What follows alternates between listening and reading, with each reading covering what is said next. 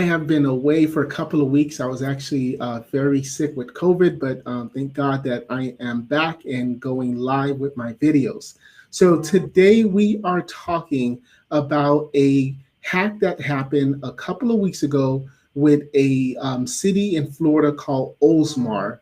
They're about 25 minutes south of Tampa. So, but they do handle the water supply for that greater area. And the purpose of our video today is to talk about what happened in this water plant. Essentially, there could have been a huge poisoning and loss of life because of the way this particular city operates and uses their technology. And I want to talk about how to make sure that this does not happen to your business and to make sure that your business is safe. So if you didn't know, back when the Super Bowl happened a couple of weeks ago, there was a scenario, and I'm going to paint the picture for you. So imagine you're in your front of your computer, you're probably drinking your coffee, and all of a sudden you see the mouse moving on your computer. And being that your water treatment company, the actual government entity, the actual computer that controls the actual chemicals and what goes into the water, you're seeing the mouse move, and you're actually seeing that someone is starting to play with the controls. Now, what we have here is what we call disruptionware. Many times I will talk about what is ransomware. Ransomware is when you have information that gets locked on your computer, and now the bad guys want you to actually pay money to get it back. But in this case, we had it where someone is using what is called disruptionware, and it sounds just like what it means, is when they're trying to disrupt operations. And so going back to the picture, you're sitting drinking your coffee, you're seeing your mouse move, and the tab that says sodium hydroxide is starting to go into levels that are very dangerous. In fact, they said that it went up to about 100%. And had this been actual, was successful, because luckily someone was in front of the computer, and I'm sure they were like, oh my gosh, what's happening? They probably unplugged the system or went into some type of emergency mode. But had that amount of sodium hydroxide been successful in going into the water system, it would have caused a lot of life death in this. It would have poisoned people. It would have been very dangerous. So now we're going to talk about, okay, how did this happen? So essentially, this particular computer is running what reports are saying is Windows 7. So there's been many videos I've talked about of why you should not have Windows 7. But in particular, this particular plant was using a software called TeamViewer. Now, TeamViewer, as a company, they're a German company. They're a legit company. I've used it. We've seen many of our customers use it. But when it comes to remote software, when you talk about doing things and making sure your systems are protected, and you're talking about enterprise and making sure your systems are protected, that's not really the ideal tool.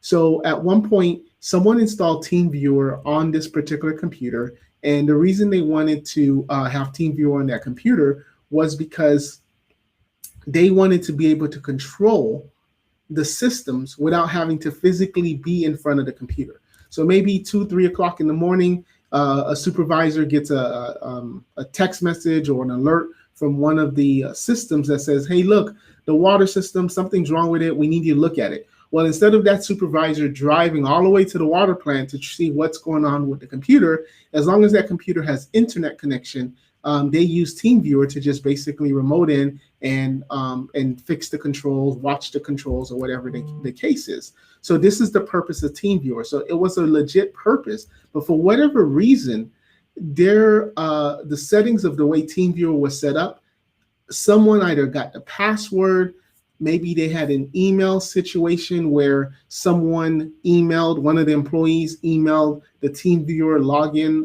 like basically it's like a username and password, but it's like a 10-digit ID, which is to that computer, and then that password. So it's possible that maybe their email systems got hacked, the city's email system got hacked, And then inside that email was the TeamViewer ID and password.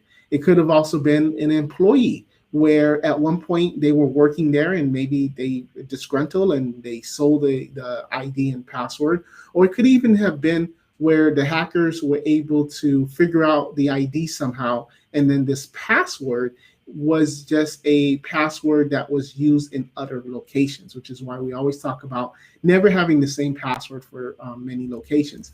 But nevertheless, however it happened, I mean, FBI is investigating, EPA is investigating, Secret Service is investigating. So you have all of these government agencies investigating to see how it happened. And I'm sure TeamViewer also has ways to know who, from what IP address, what computer did this person get into this computer. So how do you now protect your business from this? The first thing is that TeamViewer should not be your remote software.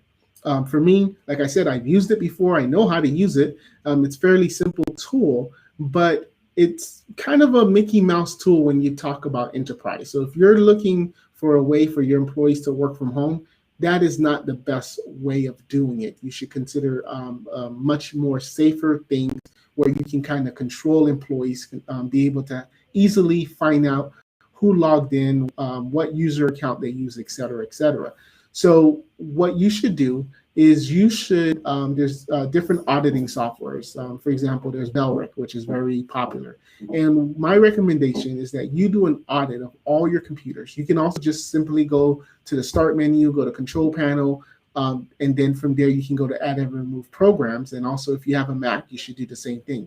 And my recommendation is that you actually go to all your computers and you look for TeamViewer. You actually look to see if that program is installed on that computer.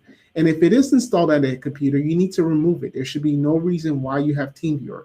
If your employees need to be able to work from home or need to be able to get support from a particular vendor, company, whatever, then they need a better solution, because there's settings in TeamViewer that if you're not careful, you can give that person what they call unattended access. And at any time, someone can get into the computer without actually needing someone to be there. As long as the computer's on and on the internet, it doesn't matter, they're in.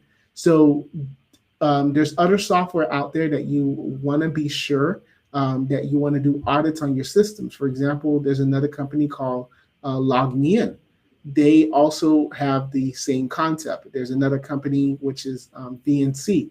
It's the same concept. So you want to be sure that at one point, maybe you had an employee who was just, hey, I need to do some work on the weekend. I need an easy way to do it. I don't want to pay anything because TeamViewer does have a free account, and maybe they installed it. But when they installed it, it's very possible that they left a password that does not expire. And from there, anybody can log in. Maybe they shared it with somebody. So you never know. So that's definitely what you're going to want to do with your business, is you're going to want to audit all your computers and look to see all the programs on there. And if it's a program you don't recognize, you can easily Google it and it'll tell you what the program is. And if it's not a program that you need, then just simply uninstall it. And then that way you are going to mitigate your risk, because that's the whole point in cybersecurity, is that you want to have different layers of security. So I'm sure with this city water plant, I'm sure they had an excellent firewall system. But guess what? The firewall system, an excellent email system, it didn't matter, because there was a software in that computer that is legit in the eyes of IT and was able to just say, okay, no problem, TeamViewer, you want to go ahead and log in? You can go ahead and log in. Now, I would also say if this was a application to control the sodium hydroxide, maybe there should have been some type of password idle policy. So that way, for example, if after 10 minutes, if nobody's using that system, the computer goes and locks itself, or the actual application goes and locks itself. So same thing for your company. Do you have a CRM system? Do you have a web-based system? Do you have a particular database? And if that database, even something as QuickBooks, for example, or whatever it is, if after a certain amount of time, no one is using that computer, the computer should automatically lock. Or if that program is not being used, then it should then go idle. And then when it goes idle, it essentially locks out. And when it locks out, even if somebody got into the computer, because they're not able to then go back into that software without a password, which is why you shouldn't be using saved credentials. You should always be typing in your passwords afterwards. Then that way you can minimize the risk of getting into the system. So as we get more updates about what happened here, I definitely will be going back on live. It is great to be back, and stay tuned because I'm going to have another video right after this about Kia, and they are just in big trouble now, and I want to talk about that next, but we're just going to keep the video separate for our catalogs of what we're posting. And if you stayed this long, thank you so much. Please be sure to subscribe. We're right now streaming live on YouTube, on Facebook, so please go ahead and subscribe so that you can get notifications when we go live. Like I said, we'll be going live in about 10 more minutes and talking about the Kia